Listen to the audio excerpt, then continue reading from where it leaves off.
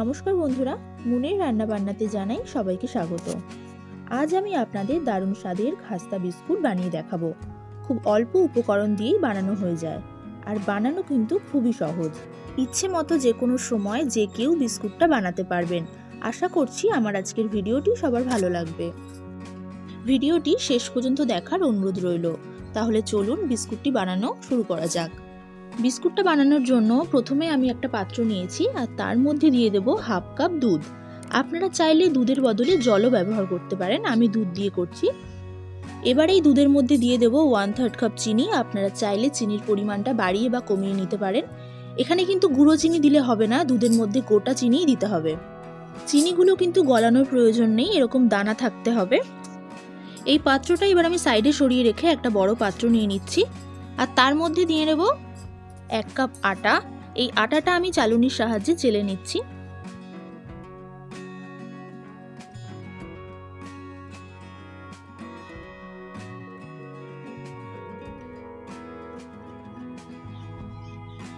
দেখুন আমি আটাটা চেলে নিয়েছি। এবারে ওই একই কাপ মেপে আমি হাফ কাপ দিয়ে দেব সুজি। সুজিটা দেওয়ার কারণে বিস্কুটটা অনেক খাস্তা তৈরি হবে। এবারে দিয়ে দেব খুব সামান্য একটু নুন। এবার আমি দিয়ে দেব কিছুটা বাদাম কুচি। আমি কিছুটা চিনে বাদাম আর কাজু বাদামকে গুঁড়ো করে নিয়েছি। আপনারা চাইলে এর মধ্যে তিল অথবা নারকেল কোড়া দিতে পারেন। আর যদি এর মধ্যে কিছুই হাতের কাছে না থাকে, তবে এর মধ্যে একটু এলাচ গুঁড়ো দিতে পারেন, তাহলেও কিন্তু বিস্কুটের স্বাদটা খুব ভালো হয়। এবার এই সব শুকনো উপকরণগুলো ভালো করে মিশিয়ে নিচ্ছি। সবকিছু ভালো করে মিশিয়ে নেওয়া হয়ে গেলে এর মধ্যে আমি দিয়ে দেবো এবার সাদা তেল। আমি এখানে বড় চামচে 4 চামচ সাদা তেল দিচ্ছি। আপনারা চাইলে বাটার ব্যবহার করতে পারেন। এবারে খুব ভালো করে ময়ম দিয়ে নিতে হবে।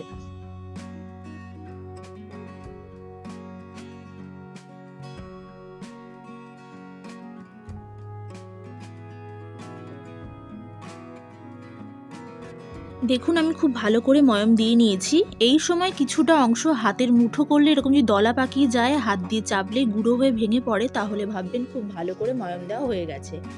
এই সময় আমি যে দুধ আর চিনিটা আলাদা করে রেখেছিলাম, সেখান থেকে অল্প অল্প করে দুধ দিয়ে আমি একটা ডো বানিয়ে নেব। একবারে কিন্তু বেশি দুধ দেবেন না, তাহলে নরম হয়ে যাবে, আর যদি নরম হয়ে যায় তাহলে কিন্তু বিস্কুটটা একদমই ভালো হবে না। তাই অল্প অল্প করে দুধ দিতে হবে আর একটু একটু করে মেখে নিতে হবে।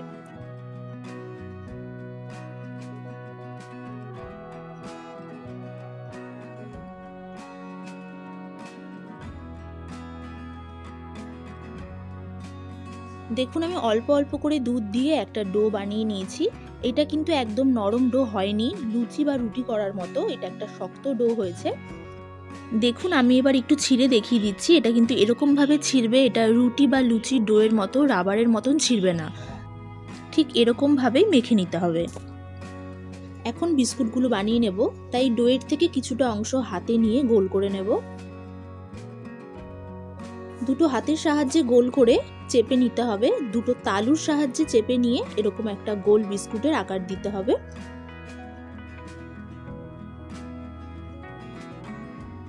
এই একই রকম ভাবে আমি সমস্ত বিস্কুটগুলো বানিয়ে নিচ্ছি।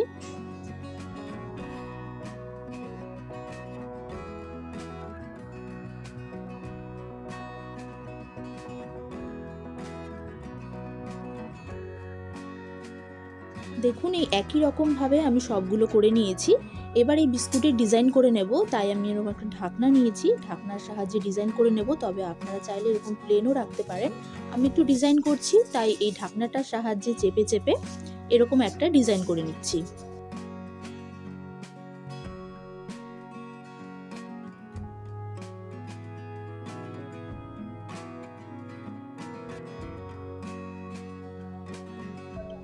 দেখুন একটা বিস্কুট আমার একদম তৈরি। এটা দেখতে কতটা সুন্দর লাগছে। এই একই রকম ভাবে আমি সব বিস্কুটগুলো বানিয়ে নেব।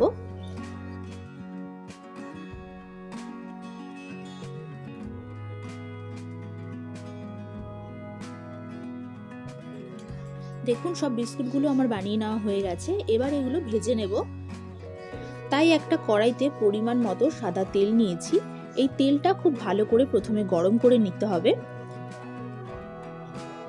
তারপর গ্যাসের ফ্লেমটা একদম কমিয়ে দিয়ে বিস্কুটগুলো একে একে ছেড়ে দিচ্ছি।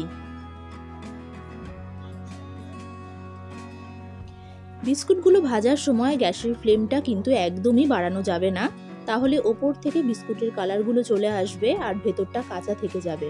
তাই একটু সময় নিয়ে বিস্কুটগুলো আস্তে আস্তে ভেজে নিতে হবে।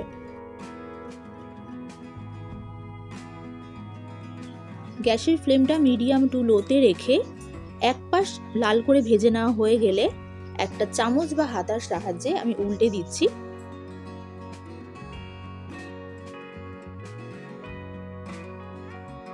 উল্টে দিয়েও ওই পাশটাও খুব ভালো করে লাল করে ভেজে নেব। বিস্কুটগুলো ভাজতে ভাজতে এই সময় একটু নরম মনে হতে পারে, তবে বিস্কুটগুলো একদম ঠান্ডা হয়ে গেলে মুচমুচে খাস্তা হয়ে যাবে। বিস্কুটগুলো উল্টে পাল্টে দুপাশই লাল লাল করে ভেজে নিয়েছি। এই সময় বিস্কুটগুলো আমি তুলে নেব। আর এই একই রকম ভাবে আমি সব বিস্কুটগুলো ভেজে নেব। সব বিস্কুটগুলো ভেজে নেওয়া হয়ে গেলে এই বিস্কুটগুলো খুব ভালো করে ঠান্ডা করে নিতে হবে। আর ঠান্ডা হয়ে গেলে গরম গরম চায়ের সাথে পরিবেশন করবে এই খাস্তা বিস্কুট। দেখুন, এই বিস্কুটগুলো দেখতে অনেক সুন্দর লাগছে আর খেতেও অনেক ভালো হয়। আপনারা অবশ্যই বাড়িতে বানাবেন, আর বাড়িতে বানালে কমেন্ট করে জানাতে ভুলবেন না যে খেয়ে আপনাদের কেমন লাগলো।